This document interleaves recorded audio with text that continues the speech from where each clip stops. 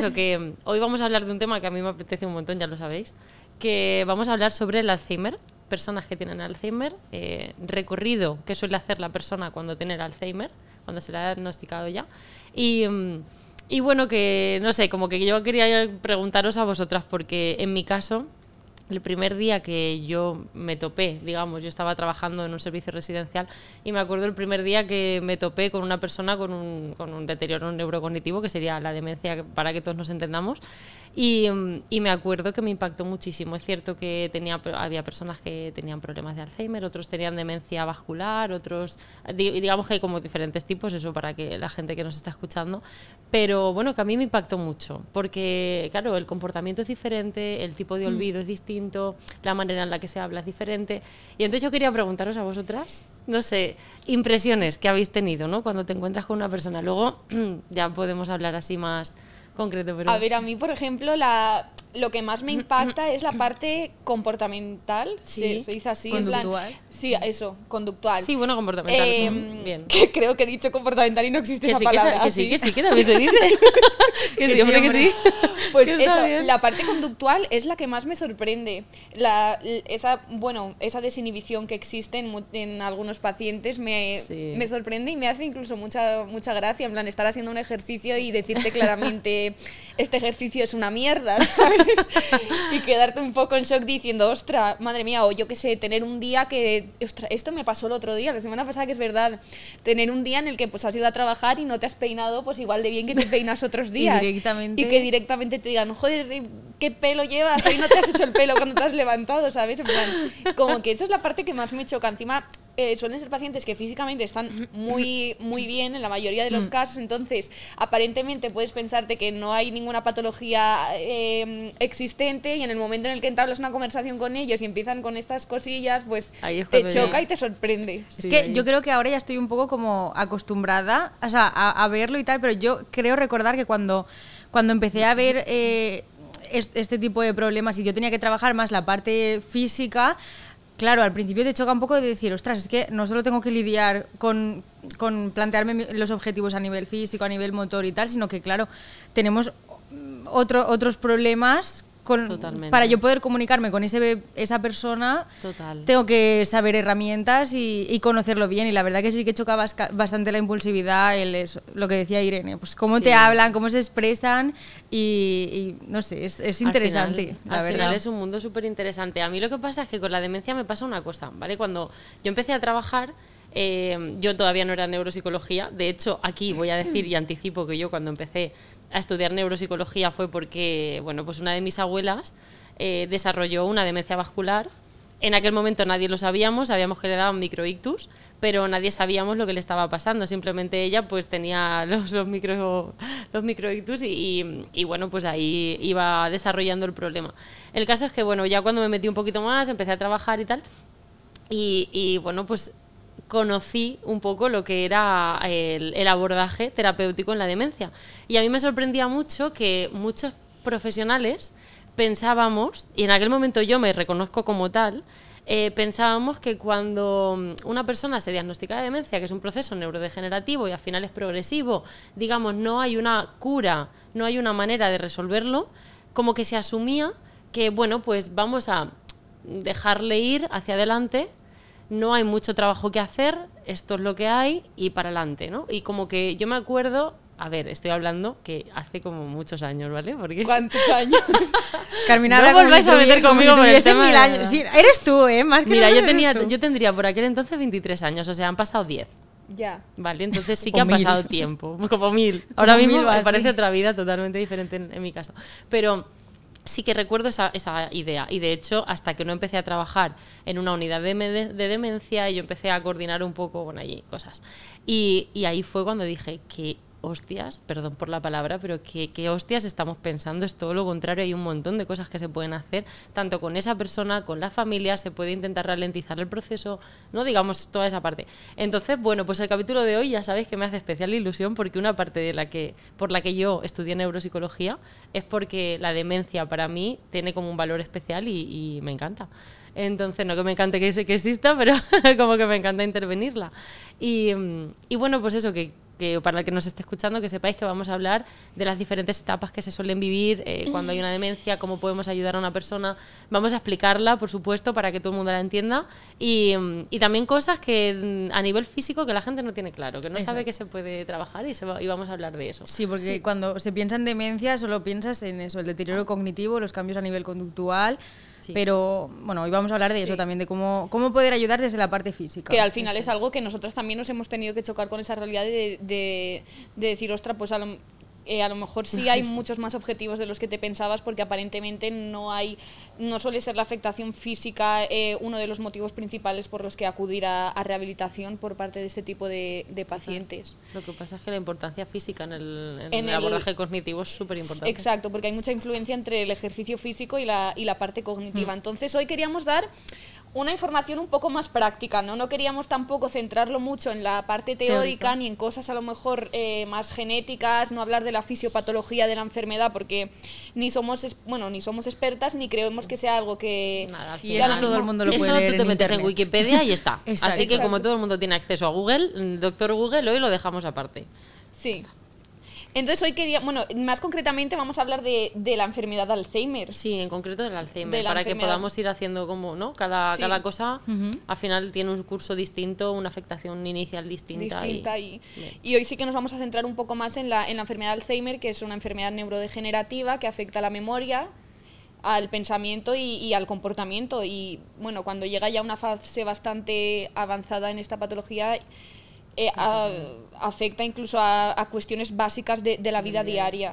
Fíjate que al final se terminan con problemas, luego lo veremos, pero se terminan con problemas ya respiratorios, ya a nivel de alimentación, digamos que el cerebro se olvida incluso del reflejo básico de deglución, que decir, al final es un poco... Es que por eso influye tanto la parte física ahí, que todo eso se puede trabajar desde el área, haciendo ejercicio. Qué bien, venga, va. Vamos y entonces, primero encontré un estudio que se realizó hace nada, porque fue el 9 de mayo de 2022, que ahora Jorge pondrá aquí en pantalla, y se publicó en la revista médica JAMA Neurology. No sé si la conocíais, pero es una revista médica que existe. Yo tampoco la conocía, la verdad. Y en este estudio, que es un estudio transversal, se relacionan los factores de riesgo modificables con la enfermedad de Alzheimer. Y se relaciona con... los factores de riesgo... Los factores de riesgo cosas que se pueden modificar en el estilo de vida. Exacto, cosas que se pueden modificar en el estilo de vida y que tienen una influencia en la aparición de la enfermedad de Alzheimer. Ostras, muy bien. ¿Vale? Y los clasifica también según el sexo y la etnia o raza de las personas. Se hizo en Estados Unidos este estudio, y es que se realizó a 378.000 personas participaron en este estudio, o sea que es un estudio bastante... El tamaño muestral de este estudio es bastante elevado, el que se llevó a cabo. Sí que es verdad que es lo que dicen aquí en este estudio, que hay ciertos factores de riesgo que tienen una predisposición. Por ejemplo, las mujeres solemos tener más tendencia a la depresión que los hombres. Ajá, vale. Y el tema, por ejemplo, de la hipertensión, los hombres suelen tener, por norma general, más problemas de hipertensión que las mujeres. Entonces hay ciertos factores de riesgos que sí que están más arraigados pues a una género, raza o al sexo, ¿sabes? Sí. Según el sexo. Pero se sacaron pues unas conclusiones. Entre ellas, la primera es que 1/3 de los factores de riesgo se pueden modificar. Ostras, pues o sea, los factores de riesgo que pueden llevar a que se desarrolle en una persona la enfermedad de Alzheimer o otras demencias asociadas son factores que se pueden modificar, es decir, son factores del estilo de vida que tú lleves, que modificándolos reduces la probabilidad de poder tener el Alzheimer. Al final, los factores de riesgo son estadísticas, son números que no tiene por qué, si uno de ellos es el tabaquismo, porque tú fumes vayas a desarrollar Alzheimer, pero sí vas a tener más probabilidades de desarrollar Alzheimer o otras enfermedades cardiovasculares. Porque sí que es verdad que leí que todos los factores de riesgo que sean factores de riesgo para una enfermedad cardiovascular como un ictus también lo son para las demencias. Vale. Igual. Sí. Al final tiene un poco que hay esa relación. Y que los principales factores de riesgo son la inactividad física, el tabaquismo, la depresión, que estábamos hablando antes, el bajo nivel educativo, la diabetes, la obesidad, la hipertensión arterial y la pérdida de audición. Últimamente... Pérdida de audición, eso me conecta enseguida con... Y este factor de riesgo es nuevo de hace poco, porque hace unos años no se consideraba como un factor de riesgo la pérdida de audición con el desarrollo de la enfermedad de Alzheimer o otras demencias. Esto me conecta enseguida porque, bueno, igual me mata, pero en mi familia, no voy a decir quién va, para que no decir nada, pero en mi familia hay una persona, bueno, con hipoacusia, no oye bien. Y sí que es cierto que cuando antes de tener el audífono, porque los audífonos son maravillosos, yo que tengo herencia de hipoacusia y sé seguro que la voy a desarrollar porque ya tengo pequeños tilines, sí que ya tengo como la clave que se va a poder solucionar mi vida y punto. Pero hubo un periodo de tiempo en el que todavía no tenía el chisme, que le llamo yo, el audífono, y os puedo decir que a veces lo hablamos con él. Y fue un periodo en el que parecía que estaba perdiendo facultades cognitivas serias. Yo decía, madre mía, ¿qué está pasando aquí? Porque es muy joven todavía. Y claro, no, era eso. O sea, que sí que me ha conectado enseguida eso que has comentado. Sí. Pues es desde hace poco, se ha introducido hace poco este factor de riesgo. También hacían una comparación porque en 2011 en Estados Unidos los 3 factores de riesgo más importantes para desarrollar este tipo de demencias era el tabaquismo, la depresión y la inactividad física. Pero ahora actualmente este estudio que se realizó en 2022 han cambiado y ahora son la inactividad física, la obesidad y el bajo nivel educativo. Ole, el bajo nivel educativo. Ajá. Es un factor de riesgo para, según este estudio, para desarrollar las demencias. Puede tener que ver con la reserva cognitiva.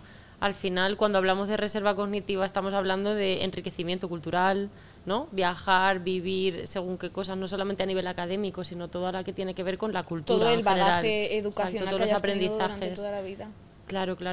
Sí, tiene o sea, que sentido. han cambiado. En estos últimos 10 años, esto también refleja que también el estilo de vida de las personas ha cambiado y ha cambiado también los factores de riesgo, que esto es algo que analizar constantemente porque la vida cambia y la sociedad de hoy en día no es la misma que hace 10 años. A saber cómo repercutirá luego el uso de las tecnologías o cosas así, a saber. Es que a mí incluso me suena, o sea, tendría que mirarlo bien, pero de haber escuchado de estudios que han hecho, de que está muy relacionado tu estilo de vida en cuanto a cómo tú te rodees de la gente que te rodea, el apoyo familiar, porque claro, al final eso va a repercutir en que tú hagas más viajes, hagas menos viajes, pues tu vida social, sedentario, claro, ¿no? O menos... es al final el estilo de vida que tú lleves, o sea, con cómo estés relacionado tú a nivel familiar, a nivel amigos, tal. Y eso estaba muy relacionado con el desarrollo de las demencias. O sea, además, no solamente con el desarrollo, porque que te debute un problema, al final es algo biológico, ¿no? Y vale, pero con la evolución que tenga, eso va a repercutir muchísimo. No evoluciona 100%. Igual para una persona que tenga un enriquecimiento cultural que durante los primeros estadios, que los vamos a ver ahora, sigas manteniendo un nivel óptimo, sigas saliendo con tal, con cual. Quiero decir, al final yo creo que va a determinar cómo eso evolucione. Cosas. Pues es súper interesante. Así que, gente que nos estamos escuchando, a ponernos las pilas. Y luego también decía, por ejemplo, la enfermedad de Alzheimer es más común en mujeres que en hombres, según este estudio. No es muy alta esa proporción, pero sí que hay una diferencia en que es más común en mujeres que en hombres, pero los factores de riesgo modificables se dan más en hombres que en mujeres. O sea, es decir, el estilo de vida que llevan los hombres suele ser un poco más bajo en cuanto a calidad que el de las mujeres, porque son los hombres los que más padecen este tipo de factores de riesgo. ¿Quieres decir, o sea, que los hombres, ese tercio que pueden modificar es más grande? Es más importante que lo modifiquen los hombres. O sea, los factores de riesgo que padecen las mujeres son los que, la mayoría, los que no se pueden cambiar, ¿no? Los que no dependen tanto de uno mismo, del estilo de vida, ¿no? Sí. Y en los hombres, ese tercio depende más del estilo de vida y de cosas que pueden cambiar, ¿no? Sí, que son los hombres son los que más presentan estos factores de riesgo modificables. Hay una cosa también que me ha llamado un montón la atención del tema de la depresión, lo que decías de la depresión, porque lo estábamos hablando antes y por comentarlo así un poco, que decíais que últimamente estabais viendo muchos casos de personas que cursaban con un problema neurocognitivo, o sea, neurodegenerativo. Por la depresión. Que cursaba con depresión de muchos años de evolución, o sea que al final... Esos cambios, no sabemos, huevo gallina, no sabemos, pero que al final sí que... A ver, los problemas emocionales causan cambios hormonales también, o sea que está todo muy relacionado en el cuerpo. Y comportamentales y todo el estilo de vida, quiero decir, al final repercute en todo. Es muy importante. Y nada, y solo decir que en proporción en cuanto a la raza, sí que los indios americanos, la raza negra y los nativos de Alaska e hispanos, en comparación con los asiáticos y blancos, solían tener más riesgo de padecer una demencia o una enfermedad de Alzheimer. Y nada, entonces claro, pues todo esto nos da que pensar a que es un tercio de la población, o sea, un tercio de la población de Alzheimer que será debida a factores de riesgo que se podían modificar, y al final aquí decían que en Estados Unidos la enfermedad de Alzheimer es de las más caras de tratar, y tiene un coste de 305 billones de dólares en 2020. O sea, en 2020, ¿Al año? Sí. Madre mía. Entonces, al final tú dices, ostras, que si un tercio está producido por factores de riesgo modificables, son cosas que los responsables políticos y los médicos deberían tener en cuenta a la hora de aumentar los esfuerzos para prevenir este tipo de situaciones. Totalmente. Si son prevenibles... Sí, hombre, todo lo que se pueda hacer, cualquier cosa que se pueda ir cambiando para facilitar un estilo de vida compatible, digamos, para disminuir estos factores de riesgo, la verdad es que tendría todo el sentido. Pues la verdad es que sí.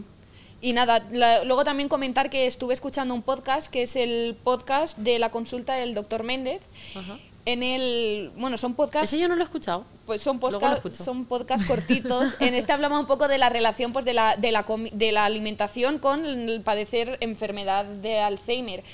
Y comentaba él que, lo que os he dicho antes, los factores de riesgo para una enfermedad cardiovascular también son aplicables a las demencias. Entonces, estuvo hablando de diferentes estudios que se habían hecho recientes, porque hay uno de marzo del 2022 que relacionaba el nivel de azúcar, de colesterol malo y bueno, y los triglicéridos, en plan, con el desarrollo de la enfermedad de Alzheimer. Y se concluyó en este estudio que a mayores niveles de colesterol malo, de azúcar y de triglicéridos y a menor cantidad de colesterol del bueno, había más probabilidades de tener Alzheimer. Y además también en otros estudios se sacó la conclusión de que no importa tanto en el colesterol en sí, no importa tanto si es la grasa saturada o insaturada. Ya, que al final sino que lo que importa es la procedencia de ese tipo de grasas, porque se suele decir que las grasas saturadas son malas y las insaturadas son buenas, pero realmente se llevó a la conclusión de que no tiene por qué ser así. Por ejemplo, el yogur, la leche, son grasas saturadas, pero que son buenas. El pescado también es una grasa saturada, pero es buena, tiene omega 3 y el omega 3 además es bueno, que es protector para este tipo de enfermedades. Entonces, que muchas veces dicen, no, las grasas saturadas son malas y las insaturadas buenas.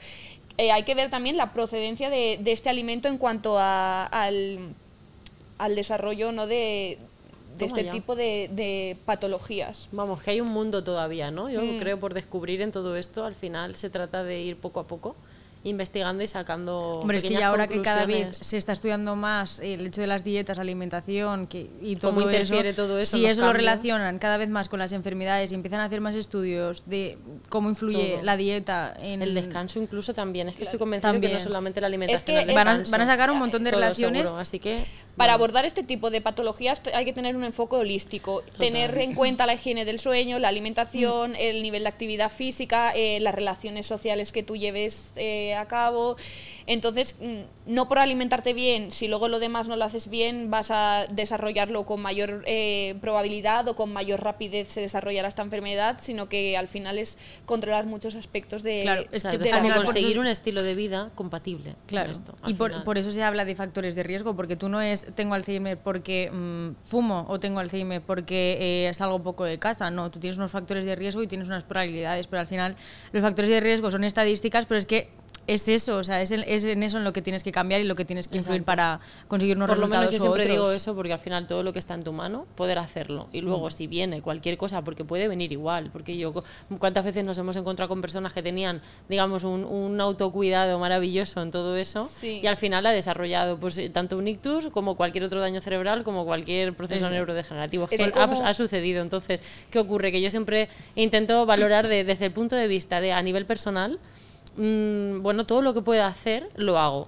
Y a partir de ahí lo que suceda es lo que tiene que suceder. Y ya está, porque de todo tendremos que aprender en esta vida. Y si no lo aprendo yo, lo aprenderá mi vecino. Quiero decir, la típica frase de, sí, y esta persona no ha fumado ni ha bebido en su vida y mira lo que le ha pasado y no sé qué. Sí, ya, pero al final tú a la vida vienes, yo lo pienso así, vienes con unas papeletas compradas. Exacto. Y tú en la vida, si empiezas a fumar, empiezas a tener estilos de vida poco saludable y tal, pues compras papeletas. Cuantas más papeletas compres, pues más probabilidad de que te toque, ¿sabes? Pero tú ya vienes con unas papeletas compradas. Y no quiere decir que las que tengas tú sean las mismas que tiene el otro. Exacto, ¿sabes? Al final, tú ya vienes con tu... Se trata de no jugártela de casa, más, y ya está. Hay unas cuantas cosas que van a venir, pero no te las juegues Si tú más. puedes comprar menos papeletas, pues hazlo. Totalmente. Así que... Entonces eso. Genial. Pues a ver, por mi parte hay una cosa que yo quería... que creo que habíamos hablado un poco sobre... Hemos hablado de factores de riesgo y entonces, ¿qué ocurre ya cuando una persona, pues está cursando, ¿no? con enfermedad de Alzheimer? Hay una importancia palpable en detectar que estamos teniendo este problema. Es súper importante detectarlo a tiempo, detectarlo de manera previa o precoz. ¿Por qué? Porque ayuda a varias cosas. Es que mucha gente me lo preguntaba. Yo hace poco en el trabajo me acuerdo que hubo un hombre que me dijo, es que me querían hacer pruebas, pero la verdad yo no sé si quiero saberlo o no quiero saberlo. Y tengo ese debate. Y tuvimos ahí un debate para ver si tiene sentido o no tiene sentido.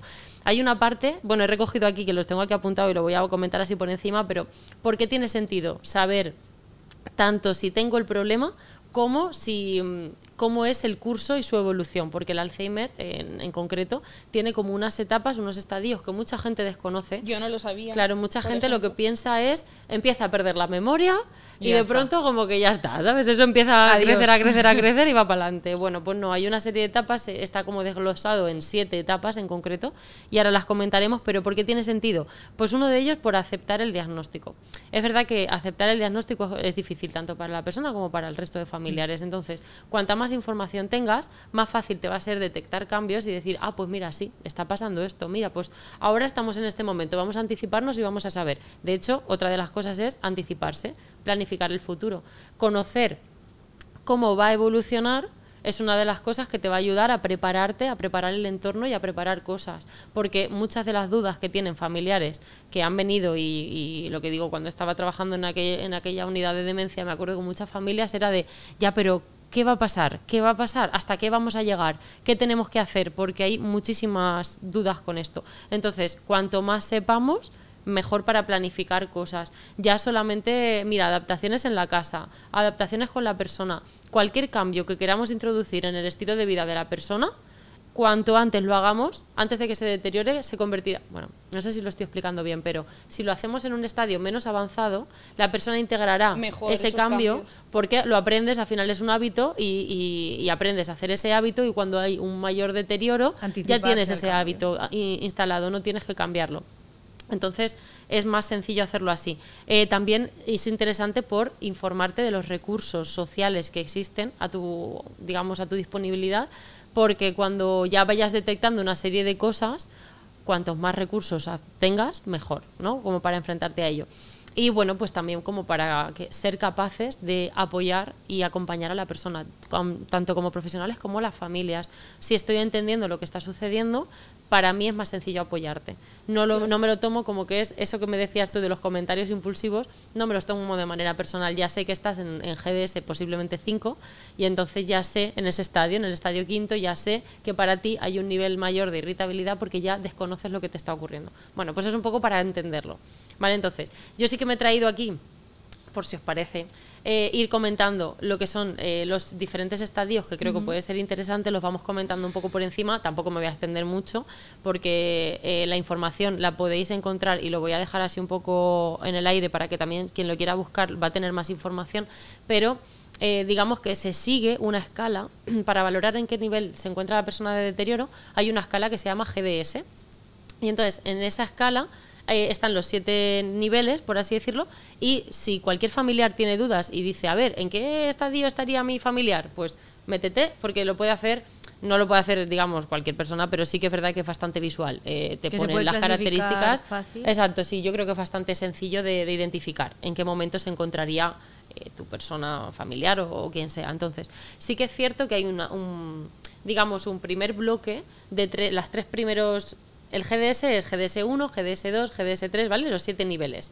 En el 1 empezamos en el más leve, y en el 7 ya sería el nivel en el que más afectación habría, ¿vale? Entonces, si empezamos por el GDS1, fijaros que este se contabiliza, pero todavía no hay síntomas. ¿Por qué? Porque el Alzheimer se ha descubierto que la manera de evolucionar es ir poquito a poco. Voy a hablarlo no lo voy a hablar nada técnico, ¿vale? Pero es como si fuese nuestro cerebro, las ramas de un árbol, o con hojas, con sus ramas, como todo muy floripondioso, ¿vale? Digamos que el Alzheimer lo que va haciendo es poquito a poco ir cortando hojas, ¿vale? Van desapareciendo poquito a poco hojas, es como que va rompiéndose la ramificación, poco a poco va quitando hojas. Entonces, al principio, las primeras hojas que quita no se notan, porque la persona en su estilo de vida todavía tiene demasiadas ramas y demasiadas hojas y todavía no se nota. Entonces, lo que pasa es que eso ya interfiere, porque todavía hay una normalidad, tanto conductual, cognitiva como tal, pero ya empieza a haber efecto. De hecho, lo que se está intentando es investigar cómo poder detectar cuándo eso está sucediendo, en qué momento es, porque de esa manera prevendríamos todo lo demás, que el deterioro fuera tan rápido. Mantener más esa etapa. Bueno, pues ese es el GDS1, todavía no hay síntomas. Entonces empieza ya en el GDS2. Ahí es cuando normalmente las personas empiezan a decir, ay, es que se me están olvidando cosas.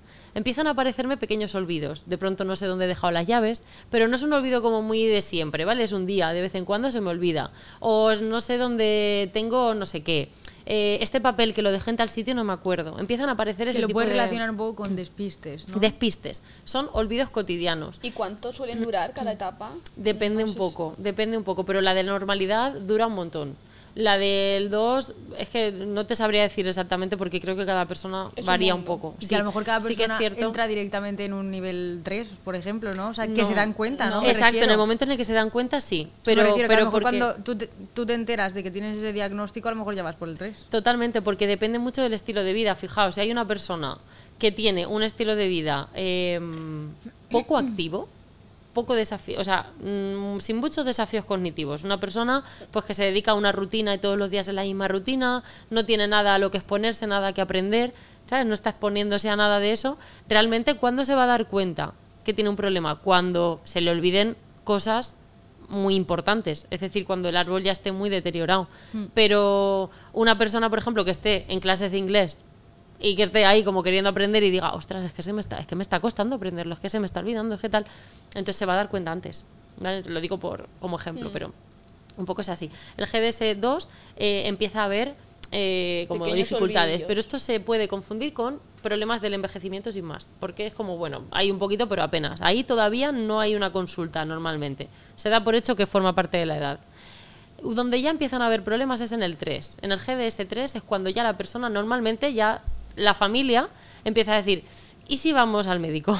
¿Y si vamos a ver si es que pasa algo? Porque realmente es cuando empiezan a aparecer, pues eso, por ejemplo, algunas pérdidas de objetos, pero que ya no consigues encontrarlos. Es como, ya no sé dónde están. Sé que se quedó ahí y yo ahora ya no sé dónde lo dejé. Empiezan a aparecer problemas de desorientación. De pronto quiero ir a Mercadona, quiero ir a comprar y no sabes dónde está. Y giro la calle y digo, ostras, que no sé dónde estoy. Enseguida me reincorporo, es decir, enseguida me vuelvo a conectar y por una cosa o por otra vuelvo a encontrar dónde estoy. Pero ya hay un mínimo de desorientación y eso a la persona ya le empieza a angustiar. Es el momento en el que la persona empieza a angustiarse, porque dice, bueno, pues sí que es cierto que es el momento de ir al... Normalmente que suelen ir al médico. Ahí estamos en el nivel 3. Este ya sería el 3. En este momento todavía es leve, pero el 3 ya es el salto en el que ya empiezas a buscar ayuda, porque dices, ostras, que aquí algo está pasando. Vale, ya pasamos a la etapa en la que ya hay problemas. ¿Vale? En este momento ya estamos en el GDS4.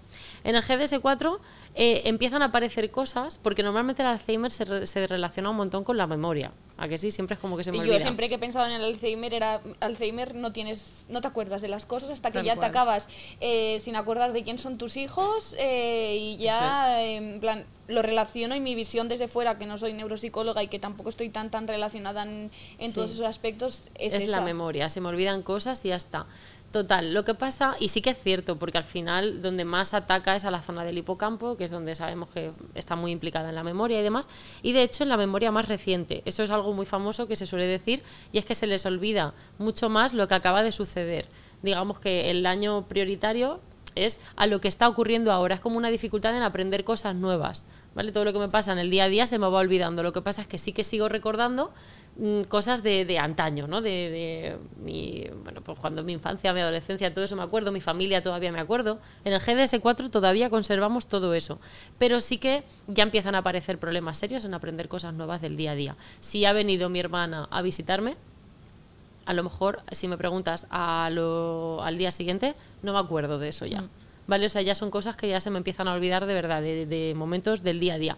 Pero lo que decía era que la demencia tipo Alzheimer también tiene un problema, y es que a partir de este GDS empiezan a aparecer problemas en la planificación, en la ejecución de acciones. Entonces, no es solamente que me olvide de hechos, de personas, de nombres y de cosas así, sino que hay actos, ejecuciones que se me olvidan. Entonces empiezo a no acordarme de cosas de recetas de cocina, y empiezo a tener problemas en la ejecución de una comida que yo he hecho toda la vida, ¿vale? Entonces a lo mejor estoy haciendo una paella y se me olvidan ciertos ingredientes o ciertos pasos, entonces no frío la carne, yo qué sé, sí, vale, se nos olvida esa parte. Una paciente me comentó justo eso, dice, estaba haciendo un puchero y de repente me doy cuenta cuando acabo de hacerlo que no le había puesto la patata. Justo. Cuando siempre toda la vida he estado haciendo puchero y me acuerdo y siempre he sabido cómo se hacía, pero de repente he acabado y me he dado cuenta de que no le he puesto. Pues en ese estadio más o menos es cuando empiezan a pasar esas cosas, nos encontramos ya en ese estadio. Sí que es cierto que para familiares o personas que acompañan a personas que están en este momento, recordemos que va a ser muy frustrante para ellos esto. Es muy frustrante porque de pronto tú sabes que estás haciendo una paella o una comida y se te ha olvidado algo. Entonces es como reconocer para ti y que los demás vean que tienes un problema. Es el momento en el que los demás empiezan a percibir que tienes un problema, y eso pone muy nervioso, frustra. Entonces, como pequeña recomendación, es muy útil no darle demasiada importancia a esos despistes. No incrementar mucho, es que está muy despistada, es que esto tengo que hacerlo yo. No, vamos a seguir dejando que la persona lo haga, pero intentamos adaptarle. Por ejemplo, hay personas que se preocupan es que a lo mejor se me olvida el fuego encendido. Pues si cabe la posibilidad vitro, o si cabe la posibilidad de que haya alguien supervisando, o poner un pequeño temporizador que otra persona escuche para intentar apagarlo por si acaso. Quiero decir, pequeñas recomendaciones que eso a nivel individual, por parte de neuropsicología o por parte del equipo, se puede ayudar para hacerlo, ¿vale? Pero sí que es cierto que personalizado, dependiendo de cada persona, pero que se pueden hacer cosas para que la persona no pierda independencia y tampoco se frustre demasiado. Entonces, a nivel de comentarios, es no darle demasiada importancia. Simplemente, bueno, pues vale, lo añadimos ahora, no hay problema, venga, pues y solucionamos el problema, ¿vale? Para no poner más nerviosos, porque generalmente se suelen poner muy nerviosos. Vale, luego llegamos ya al estadio GDS5.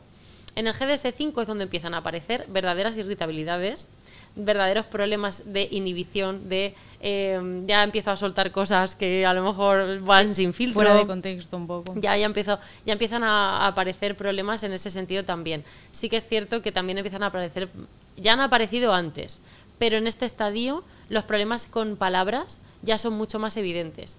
En el estadio 4 más o menos, sí que todavía a veces se les olvidan palabras, pero esto es muy frecuente y hay gente que no se fija, pero en el momento que te das cuenta ya te fijas siempre.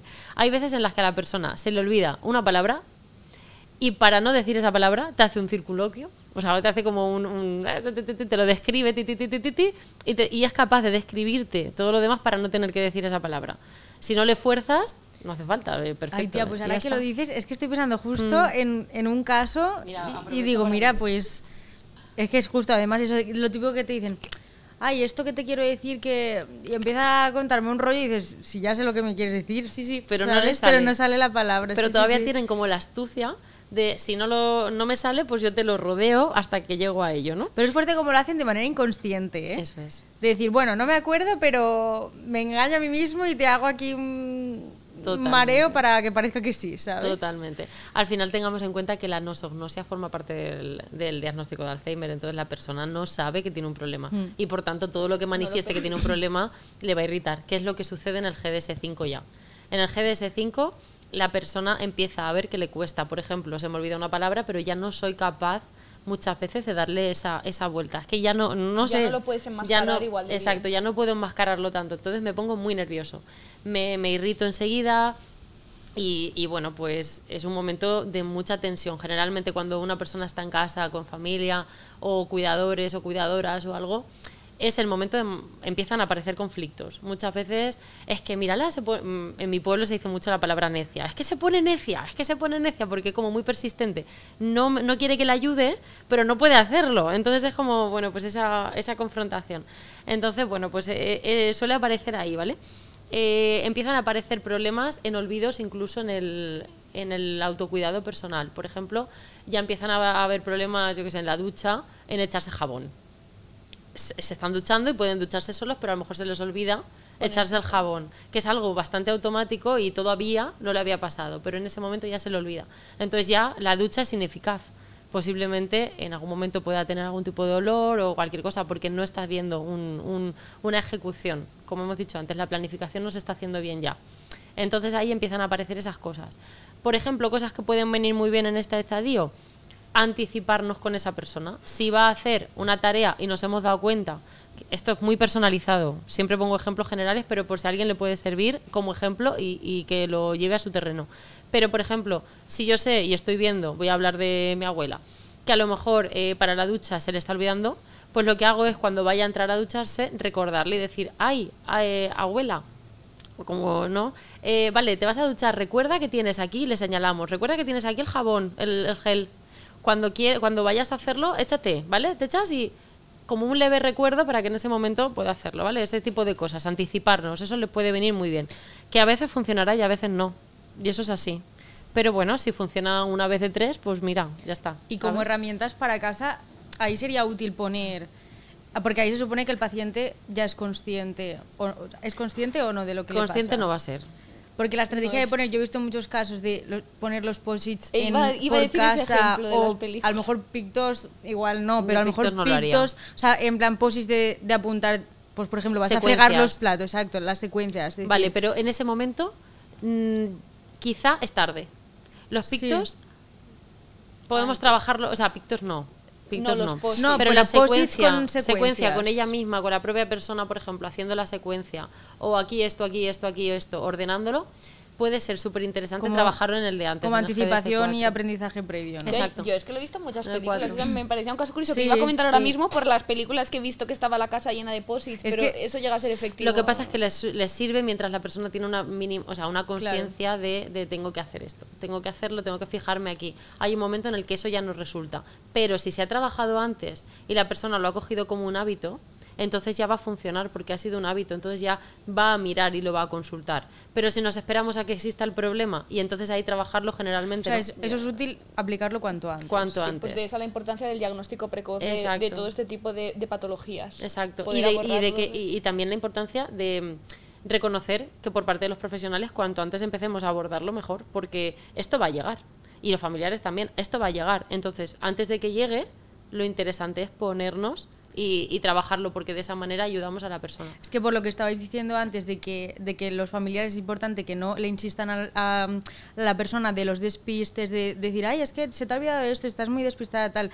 Eso es importante que los profesionales informen bien y lo hagan pronto. Claro, más que nada porque al final frustra mucho y realmente, bueno, pues se trata más. En problemas de este estilo, más de corte demencial, o algo así, sí que creo que tiene más sentido abordarlo desde la prevención que desde luego una vez que ha sucedido echarle como un poco, hacerle ver que le ha sucedido eso, ¿sabes? Creo que hacerle ver que le ha sucedido solo lleva a la frustración, al enfado y a la irritabilidad por parte de la persona. Claro. Se trata de observa dónde ha tenido el fallo y el próximo día te anticipas. Y al anticiparte, tú le enseñas a la persona lo que tiene que hacer y así, de esa manera, es más probable que no le suceda.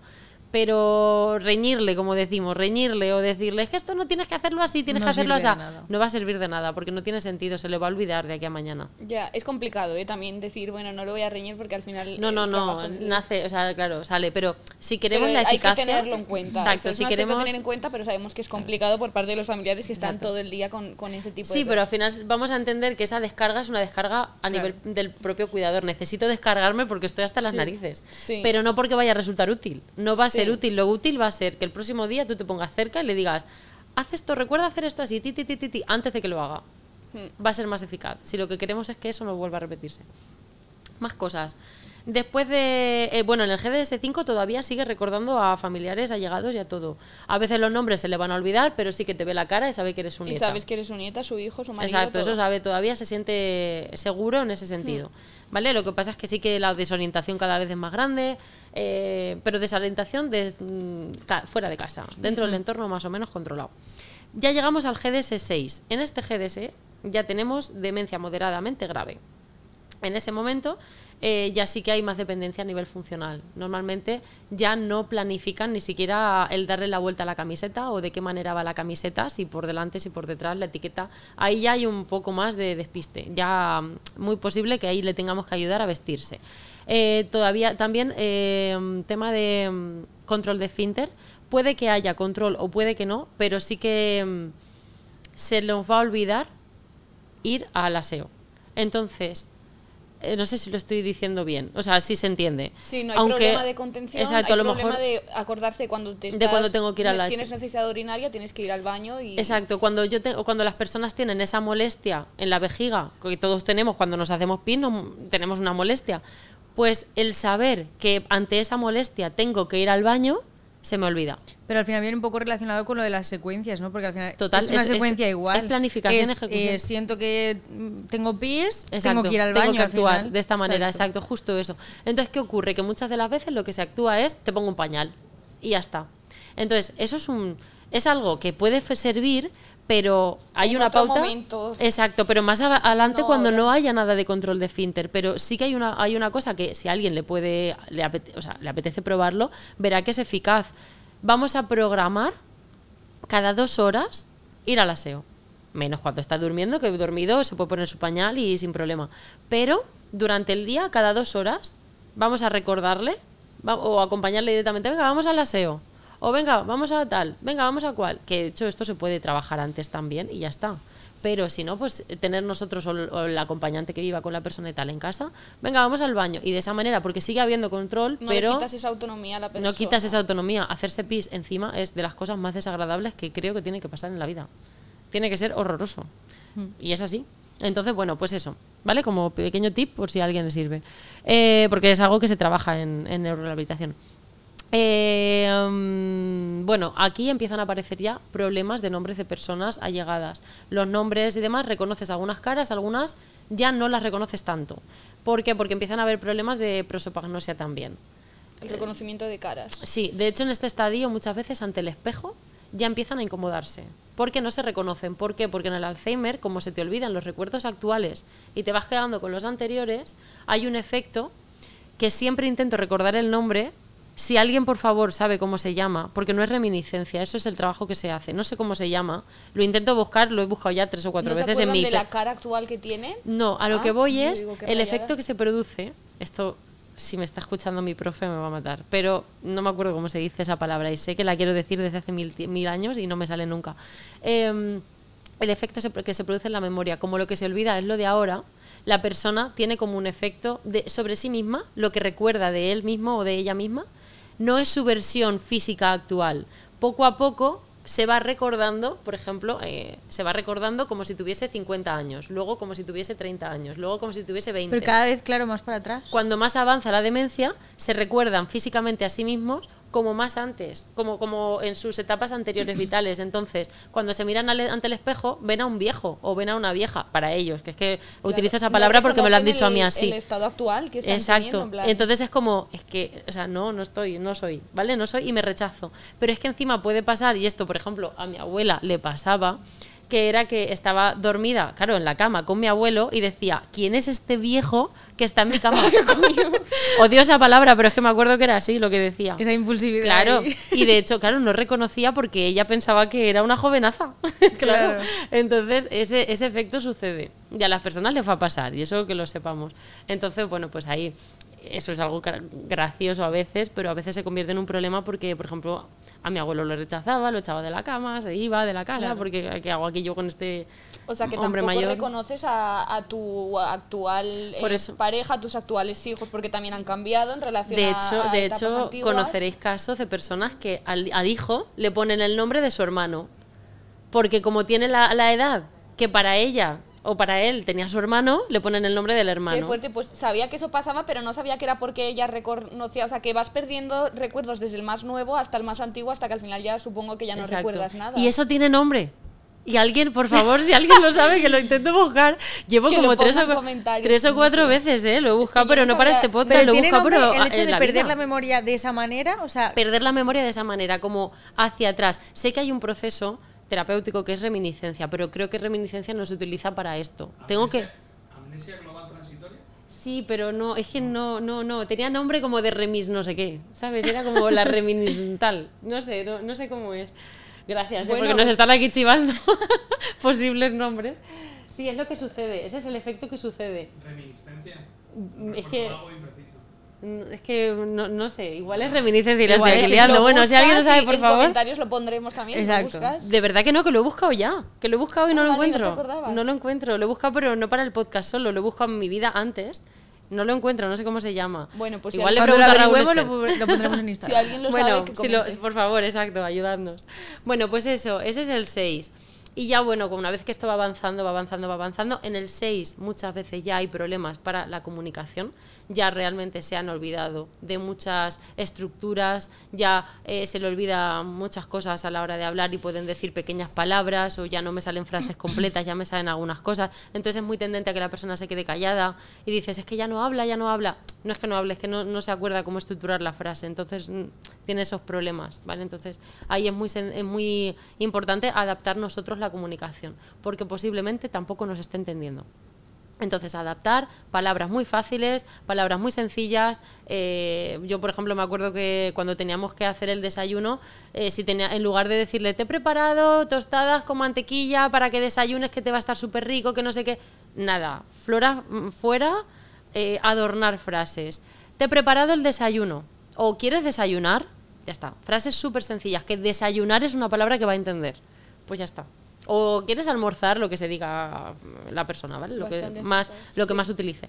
Eso sería súper importante. Y luego ya entraríamos al GDS-7. Es el estadio más grave de demencia, del proceso, perdón. Es el estadio más grave y en este momento sí que la persona puede llegar a ser completamente dependiente, incluso para comer, porque ya se empiezan a olvidar ¿Cómo es la reflejos secuencia, básicos. no? La secuencia del comer, de hecho, muy posible que vea el plato, vea los cubiertos y a lo mejor incluso tire a hacerlo con la mano porque no tenga claro que tiene que utilizar el cubierto para comer. Hay veces, en el GDS-7 lo que pasa es que ya el nivel de deterioro es tan grande que muchas veces la persona está prácticamente dormida o en un duermevela permanente. Ya hay mucha somnolencia. Digamos que es un momento en el que el cerebro está ya en su fase... Si tuviésemos que decir que es un árbol, está muy seco, ya no tiene nada de ramificaciones, está prácticamente seco. Entonces, a la hora, por ejemplo, de comer bueno, es el momento en el que ya empiezan a fallecer, digamos, ¿no? Sí, dura tiempo, dura tiempo. Lo que tú has dicho antes, se olvidan Pero de respirar, ¿no? se olvidan de tragar, y- se olvidan de, empiezan a haber broncoaspiraciones porque a la hora de tragar ya no tragan bien, entonces empiezan a haber problemas. Y bueno, pues es un estadio, bueno, pues al final de final de vida, es como que se está preparando ya para ello. Entonces la comunicación ya, vamos, inexistente, ya ellos no emiten, pero a la hora de recibir pueden comprender alguna cosa, pero lo que sí que se sigue manteniendo, y esto sí que me gusta decir, es el tema del sonido, reconocimiento de voces, reconocimiento el aspecto de cómo me estás hablando, el tono, la entonación, toda esa parte sí que se reconoce. Si tú me estás hablando de una manera amable, yo te lo reconozco y a mí me tranquiliza. Si tú me hablas de una manera nerviosa, con prisa, tranquila, ¿sabes? Esto en servicios residenciales es muy importante. Porque cuando se atiende a muchas personas, esto es muy importante. Saber que la manera en la que tú le estás atendiendo, o sea, la manera en la que tú le estás hablando, esa persona le vas a alterar o no le vas a alterar el día, es importante tenerlo en cuenta. Para familiares también, pero es que en servicios residenciales es muy frecuente verlo. Y, por ejemplo, cosas como música, las siguen reconociendo, el ritmo. La influencia que tiene la música total, en el estado de ánimo cambia por completo. De ánimo Sí, de hecho, en momentos de agitación, por ejemplo, que suele haber agitación o que suele haber enfado porque confundo a lo mejor a mi cuidadora con otra persona y que le increpo, porque esto pasa un montón, le increpo, me enfado, le digo que me ha robado, le digo que me ha pegado, le digo que todo. Bueno, pues hacer un poco de salirme de la sala y luego volver con música, bailando y no sé qué, cambia el chip, porque es que se le olvida el enfado, ya se lo ha olvidado, ya no sabe por qué estaba enfadada. Es simplemente cambiar el... Sí que se puede utilizar mucho, porque tanto el sonido como el tacto permanecen prácticamente hasta el final. Por eso el dolor sí que está. El dolor, al tacto y toda esa parte sí que sigue estando en ese estadio. Por eso es tan importante todo el tema sondas, todo el tema... Eso sería otro tema otro día para hablar, pero... ¿vale? Así que bueno, ya me he enrollado suficiente. Yo creo que ya está bien. Y al final, desde el principio de que te lo diagnostican, a ver, es verdad que cada persona es un mundo, depende de muchos factores, pero ¿cuánto suele tardar, cuánto suele ser la media de evolución desde que estás en el estadio 1 hasta el estadio 10? O sea, puede ser es que pueden 4 pasar, años, es que pueden pasar 3-4 años 30 perfectamente. Años. Pueden ser... Pero 3-4 años desde el 1 hasta el hasta Es que el desde 7. el 1 realmente no sabemos cuándo empieza. ¿Sabes? El 1 no sabemos todavía cuándo empieza. Si se supiese, a lo mejor es que en el 1 pasas 5 años. Y a partir de ahí empieza el 2 y del 2 al 3 a lo mejor pasan 2 años. ¿Sabes? Pero la media, el promedio, que nunca será un caso exacto, no se sabe. En plan, pero puedes estar 30 años. Yo no lo sé en este momento. Quiero decir, a lo mejor se sabe, pero en este momento no lo sé. No te sé decir. Sí que sé que el promedio del deterioro en general ronda los 8-10 años de progreso de enfermedad. Pues pensaba pero que sí que es cierto que el un poco más GDS7, del 6 al 7, podríamos estar hablando de un par de años, 2-3 años. Y los de antes, pues más o menos por ahí. O sea, no sé, 2-3 años a lo mejor de uno a otro. Pero es que creo que que varía demasiado. Hasta donde yo sé, varía demasiado. Pero bueno, lo podemos mirar si no, ¿eh? Podemos mirarlo. No lo sé ahora mismo, seguro. Así que, pero bueno, hay una cosa que sí que quería apuntar, pero no sé si es muy tarde y vamos súper mal de tiempo. A lo mejor lo podemos hablar en otro momento. Pero en niveles de deterioro en los que hay alteraciones de conducta, sobre todo en servicios residenciales, en viviendas y tal, que la persona tiende a levantarse, tiene muchas caídas, no sé qué tal, siempre se ha puesto en práctica las sujeciones. Y cuando hablamos de sujeciones, hablamos de los cinturones en silla para que estén sentados el mayor tiempo posible. No se levanten. Hablamos de atar a la cama, hablamos de barandillas en las camas, hablamos de una serie de cosas que se han utilizado como método durante mucho tiempo porque se entendía que era la mejor manera de ayudar. También hablamos de sujeciones químicas, fármacos a saco para que estés dormido el mayor tiempo posible. Entonces, eso se ha utilizado porque se creía que era como la mejor manera de trabajar con estas personas y de resolver ese problema. Ahora mismo, eso es prácticamente un maltrato, vamos a decirlo así. Es que suena feo, ¿eh? Es un Así maltrato. Entonces, de momento... hay un programa del que quería hablar, que es el programa Desatar al enfermo de Alzheimer. Yo participé en esto y estamos hablando de hace 10 años, cuando yo empecé a trabajar en este servicio. Ya se empezaba con todo esto y tiene que ver con el cambio de mentalidad que tenemos que hacer tanto familiares como profesionales, servicios residenciales y tal, para un abordaje completamente diferente de las alteraciones o de los problemas conductuales que vienen asociados a la demencia. Y al final hay un montón de estrategias que se utilizan para prevenir esa agitación, prevenir todo ese problema y que no sea necesario sujetar, porque al final lo que estás haciendo es vulnerar el derecho básico a moverte, el derecho básico a sentirte cómodo, a tener una calidad de vida y realmente ha sido fruto de grandes problemas.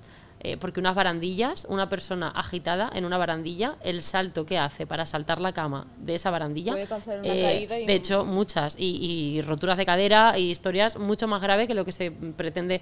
Y hay adaptaciones, yo me acuerdo, otro día si queréis abrimos un capítulo, pero sí, muy chulo y necesario, así que buscadlo si queréis. Desatar al enfermo de Alzheimer. Además, Antonio Burgueño tiene un curso en la entidad CEOMA, que quien lo quiera buscar está todo súper explicado y es maravilloso. Yo me formé con él y es estupendo. Así que nada. Y me impresiona que eso, o sea, porque has dicho que eso hace 10 años... Hace 10 años ya se estaba haciendo y no éramos pioneros. O sea, sí éramos pioneros en aquel momento, pero que llevábamos ya como que había... No sé si decirte yo que había ya como 4 o 5 residencias que ya lo tenían. Pero me parece poco tiempo, o sea, que a mí me suena como, así decirlo, sujeciones, no sé qué, suena una barbaridad, ¿sabes? Sí, pues no, y hace poco tiempo. Se sigue haciendo, eso se practica frecuentemente. De hecho, mira, ahora se están haciendo. Me he apuntado aquí que ahora, de momento he leído, que hay 68 servicios residenciales en España que están libres de sujeciones. Libre quiere decir sin nada, ni sujeciones químicas ni sujeciones mecánicas. Pues es decir, no hay un cinturón, siguen siendo poquísimos. Por eso voy, a que fíjate todos los que hay ahora mismo, que hay sujeciones. La gente normalmente piensa, es que ¿cómo voy a dejar que se caiga? No, es que hay otras maneras de hacerlo, no sujetándolo. Hay otras maneras de hacerlo. Pues bueno, en otro podcast... Otro podcast, que a mí me encanta ese Eso da tema, para si queréis, otro. Sí, exacto. la verdad. Porque la verdad que se nos quedan muchas cosas en el tintero que queríamos comentar de cómo...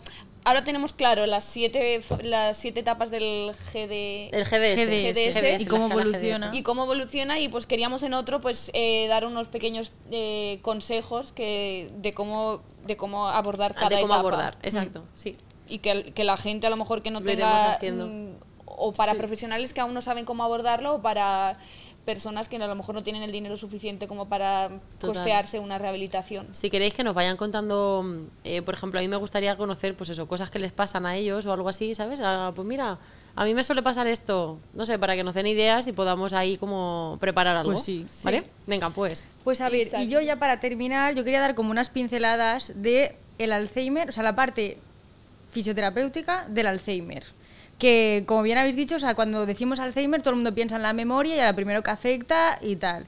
Pero, desde la parte física, como bien ha dicho Irene, al final, si unos factores de riesgo están tan relacionados con, o sea, previamente, con la actividad física que tenga la persona, o sea, cómo se haya movido previamente, su cultura, tal, o sea, que eso le lleva a viajar, si eso influye tanto en cómo se vaya a desarrollar luego la enfermedad, pues algo tendrá que ver esa parte física en la enfermedad, y entonces a lo mejor podemos hacer algo en el tratamiento. Total. Y efectivamente, entonces, ¿existe tratamiento para el Alzheimer? Sí, pero se basa en mejorar esa calidad de vida, no se trata en curarla, obviamente. Exacto. No existe fármaco ni terapia que cure el Alzheimer, pero sí que podemos disminuir esos síntomas. Entonces, la terapia del Alzheimer, aparte de los fármacos y la terapia cognitiva desde la parte de neuropsicología, está el ejercicio físico y la fisioterapia.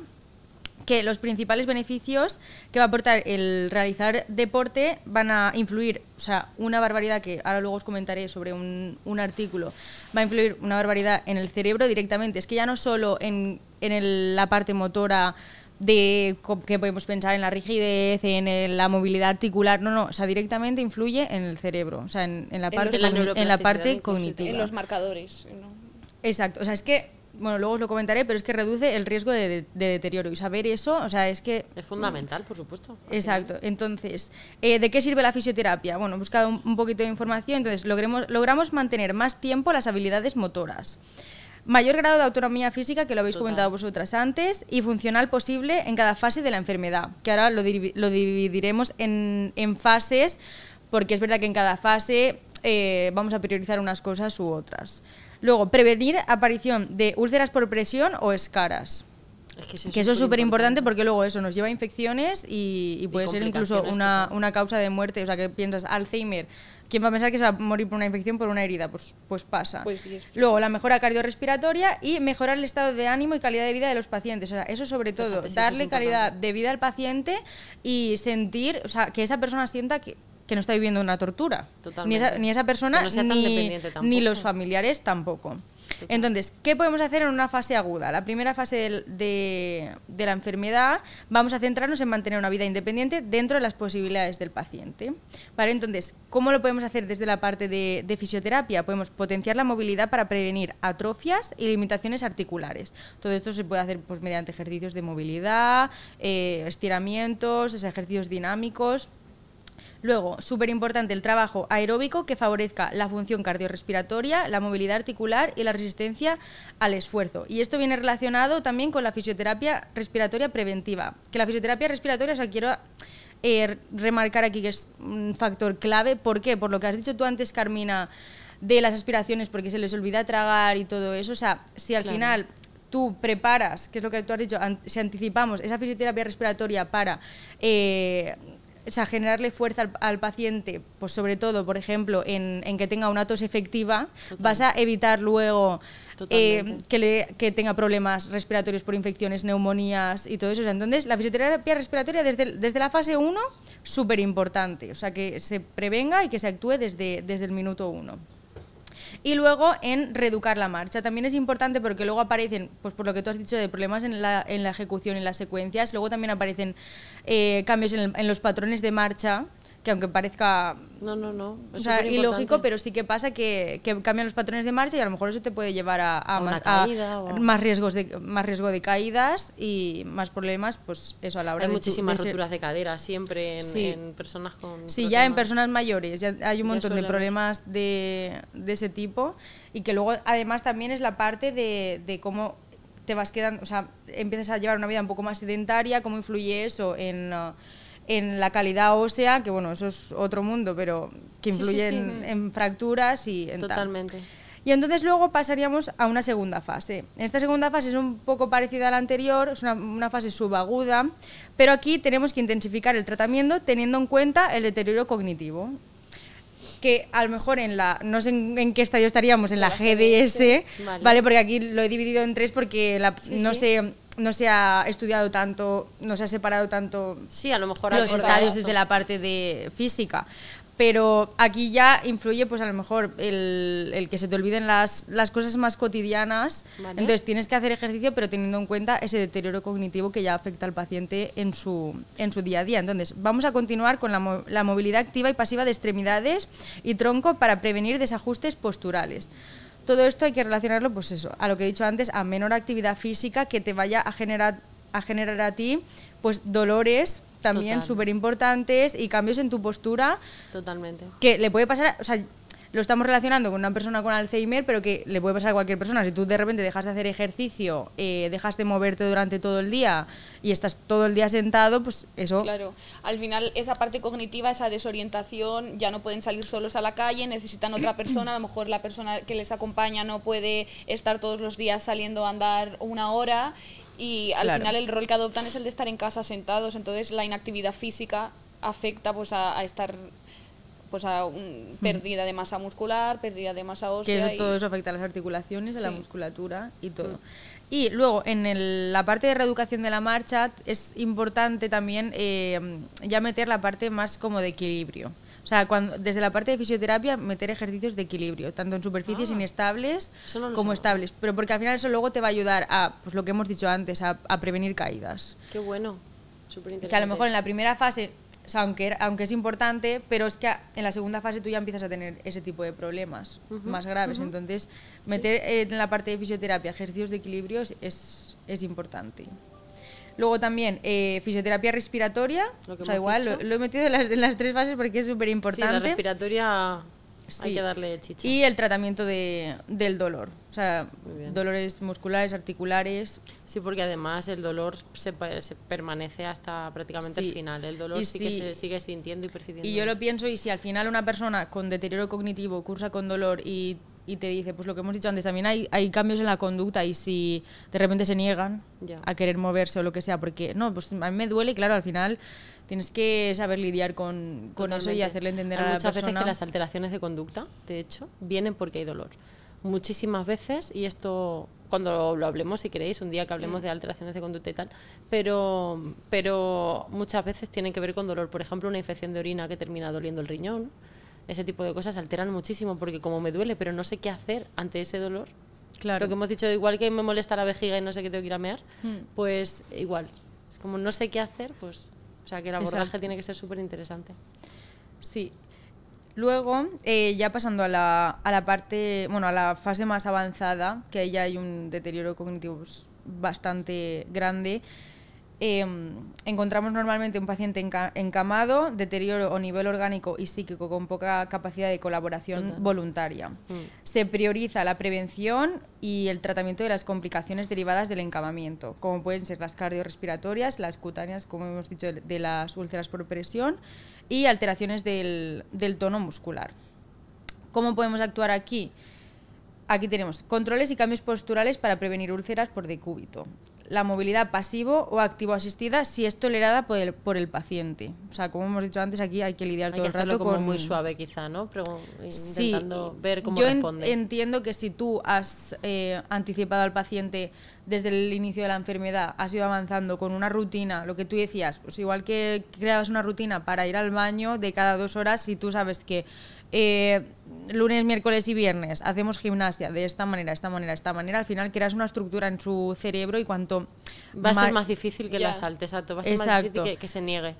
Claro, hay un si mínimo. tú Lo que pasa intentas- es que, claro, doy por Dime. hecho que cuando has dicho lo del encamamiento, a lo mejor ya es un estadio tan grande que la persona está encamada. Sí. Y Claro, ahí pocas ya. veces ya se levanta. Claro, aquí es que Pero al por final eso sí esto es que generalizar. a ver, esto es como eso, unas pautas un poco más Orientativas. no tan- No, está- y no pero tan- que está genial. no tan activas por parte del paciente, sino más por la familia. Total. Es algo que nosotras tenemos muy asumido, que cuando estás X tiempo en la misma posición van a salirte úlceras, y las úlceras llevan con muchas complicaciones de la mano.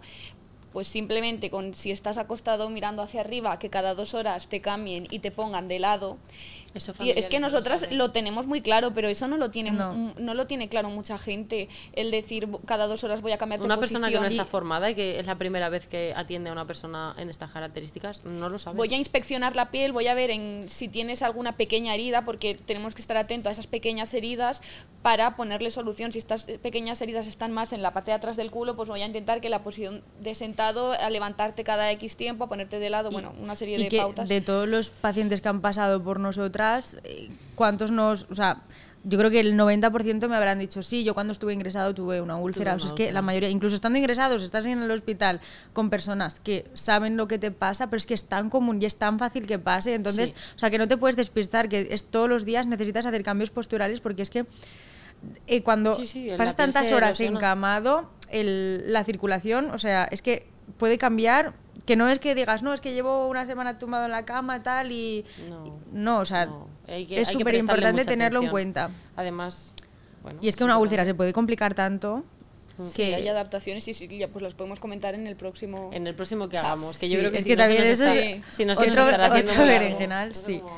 Luego, ya nada, estoy terminando ya, que bueno, los masajes tonificantes también pueden ayudar para los tejidos cutáneos y tal, también incluso pueden ayudar a relajar al paciente si es de su agrado, y de nuevo la fisioterapia respiratoria. Y ya para terminar, os quería hablar de la conclusión de uno de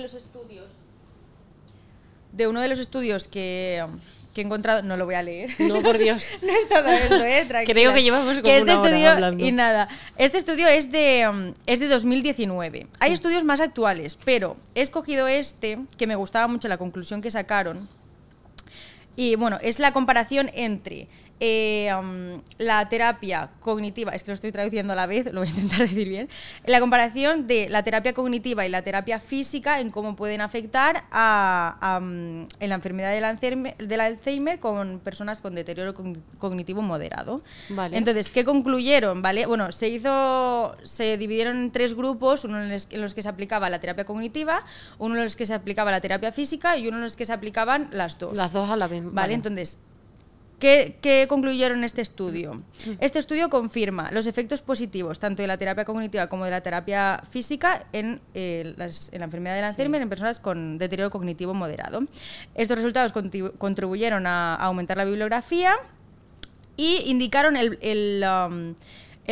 efecto tan grande beneficioso relacionado entre la actividad física y cognitiva, y fue el primer estudio en demostrar, que esto es en lo que quiero incidir, en demostrar que la terapia cognitiva no es superior a la física. Exacto. En estos casos, en la enfermedad del Alzheimer. Que eso me parece súper importante saberlo, que o sea, hay que tratar desde ambas áreas, tanto la parte cognitiva como la parte física en la enfermedad del Alzheimer. Y eso me parece súper importante saberlo. Sí. Así es. Yo quería, o sea, ya como broche final, porque Sí. siempre lo he tenido en la mente, cuando hice el máster tuvimos un profesor que era un neurólogo especialista en Alzheimer y nos dijo, mira, y esta frase se me quedó, y nos dijo, mira, cuando tienes Alzheimer no hay aún ningún medicamento que lo cure, no por hacer más sudokus, leer más libros, hacer más ejercicios de memorias tienes que mejorar, y nos dijo, ¿sabéis cuál es el único remedio que está demostrado que es efectivo? Y nos dijo, salir todos los días a andar a la calle. Eso es. Y nada, pues Al final se trata de hacer ejercicio y mantenerse activo. Y recalcar en cómo reduce eso el deterioro cognitivo, que es que no Es solo brutal. en la parte Es motora que ni la parte la rehabilitación física. cognitiva, cuando está sumada a parte motora, a una parte física, a una parte de movimiento, potencia. Entonces, por eso los ejercicios de neuropsicología tiene tanto sentido combinarlos con parte física. Por eso a mí me encanta hablar con vosotras, preguntaros cosas y que me digáis, porque es lo que más sentido tiene. Así que bueno, chicas, como veis, si vamos recortando y nos olvidamos del carrusel de noticias, porque llevamos una hora. Ya. Llevamos una hora. Entonces, si queréis, lo dejamos para el siguiente y ¿Lo veis? Porque Vale. llevamos 1 hora de podcast. Bueno, pues espero que no se os haya hecho muy largo y ya hemos acabado. Venga, va, que estamos aquí diciendo que ha durado tanto tiempo que esperamos que no haya sido demasiado tostón. Así que Bueno, creo nos vemos en que el no, que próximo. al final lo que hemos dado es información útil. Así que pues nada, venga, que esperamos que sirva de ayuda, buscar toda la información de todo lo que hemos hablado y Y nada, nos vemos en el próximo capítulo. Exacto. Un besito. Chao.